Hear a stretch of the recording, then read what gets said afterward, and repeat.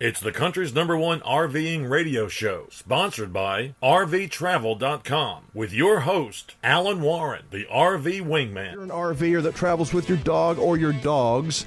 From TalesFromTheRoad.com, Juliet Whitfield, what advice do you have for RVers with dogs for when they arrive in a campground that they have never been to before? Do you go and scope it out first, or is it okay to just put the dog on a leash and y'all check it out together? Well, I think when you get there, I think there's some prep before you get there. I think you've got to call ahead and go onto the website of the RV park and find out their rules. Do they have a dog park on site? Find out if it's going to be appropriate for you and your dog. What's nearby? What can you do nearby with your dog? So those would be all the things I would look for. And letting the campground know I have 2 dogs. I have 2 labs. Just tell them what you have. Be honest. You might have more dogs than what they allow. Some parks only say we can have two dogs. Maybe you have 3. So you might call and ask because they might let you. Sometimes just asking ahead of time will work. So, setting up that dog-friendly campground. Well, first of all, you're going to need, get out. The dogs stay inside. You get out, scope everything. What's near you? What's all around you? How am I going to secure my dogs? There's the metal X-pin fencing. You have to have room in that in your RV, to have that. I don't have room for that. So I have plenty of that in my storage unit, but not on my RV. So, I use a tie-out, and the tie-outs are maddening. I'm not gonna lie, because the dogs get tangled up on things. But it's the easiest, and my dogs it works. What are your thoughts, Juliet? What are your thoughts on breeds of dogs? I know I don't want to make anybody angry, but are there some breeds of dogs that are just not good campers? Because I know some campgrounds have rules. You can't bring any pit bulls, or you can't bring a Mastiff or something like that. What are your thoughts on breeds of dogs? I think it's a bummer with the breed restricted, when people have breed restrictions. I don't think there should be. I think it should be on, what is the dog like? So people there, I have seen it a lot. I've been in 44 states in the last 4.5 years, and I've seen quite a few parks says they will not allow, they list off breeds. Of course, pit bulls are always on there.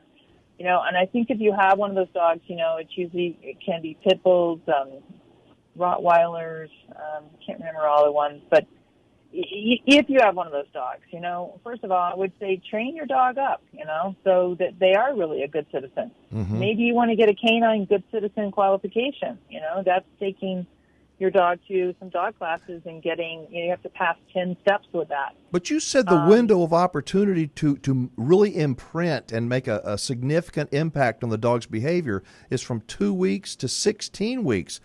I mean, that's 4 months. Everybody's got a dog older than 4 months. If you haven't done this when they're young, isn't it difficult? I mean, the older they are, it gets more and more difficult. I mean, the thing about it is it does get a little more difficult, but you can do a lot between that 4 months and a year, too.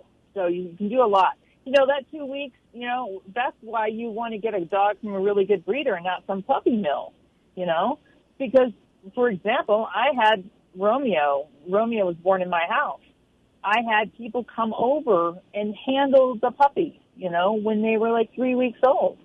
I had them, I built little things. I went to the thrift shops and bought things the dogs could crawl on, So, that's why if you are going to buy a dog, you really want to get one from a good breeder. If you're going to get a dog from a shelter, get an adult dog, you can see what you're getting. But some dogs, get through that social period much easier. It's, there are some dogs that just come with fear base and they really, really need to meet 1,000 people in that first year. This other dog only needs to meet, 200. Mm-hmm. It's very different, but you got to work as hard as you can at it. What about dogs that are constantly barking? Bark, bark, bark, bark, bark, and it's almost like the owner doesn't even hear it anymore, but everybody else does. How can you stop a dog? The problem, you can stop a dog, but the problem is when somebody lets the dog bark when they're there, they're of course going to bark always when they're not there. So it is something you have to work at, and it's not barking with them. So what happens that I see is that I walk by with my dogs, and then dogs start barking in some campsite, and then the owner is screaming, no Fido, no Fido.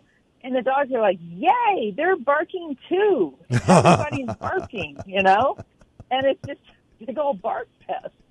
So it's completely ineffective to just be screaming at the dog. It doesn't work. So what does? What does work? So if my dogs bark outside, boom, they have lost privileges immediately and they are inside. Okay? Game over. I don't even so the big thing is not even letting one get out. Okay? Mm-hmm. So you have to be on it. So it would take, seeing the trigger coming and pitching out a treat on the ground before the dog started barking. Okay, that would be one tactic. A smaller dog, maybe you'd put a treat on their nose as soon as you saw whatever was going to trigger the dog. Is it people or dogs? Different, but with each dog. So as soon as you saw the trigger coming that's going to make the dog bark, you distracted the dog with a treat, trying to catch them. You have to sit there and really work at it. The problem is once people have let their dogs be doing that for months or years, it's challenging. It's always better to try to, nip these things in the bud. I'll give you an example. Last night, I don't know why this happened, I was getting ready to put the dog dishes down for dinner.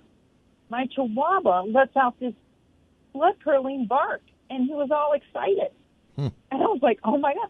And it was kind of funny because, Chihuahua, little dog does something that's kind of funny. I put the bowls back on the counter. He barked again.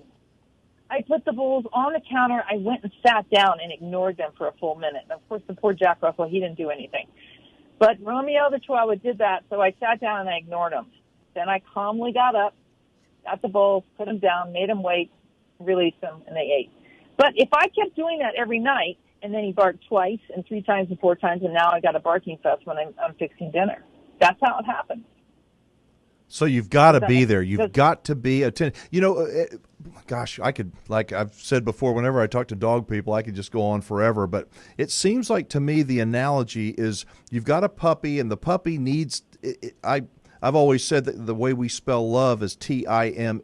That's the way you spell a relationship and a well-behaved dog is that time. Right. And you can't spend just a few minutes with it and then let it go with the other heathens out there, the other mongrels that are going to, he's going to unlearn all the things that you tried to teach him. Right. The thing about training, nobody has time to go out and train the dog. You just got to work it in your day. Like you're going out the door, make the dogs wait, Then say your release word. Okay, come on out, So every, those little things just in your normal day, you can work on your recall with your dog on a 6-foot leash. Dog gets into the leash. You just say, Fido, come.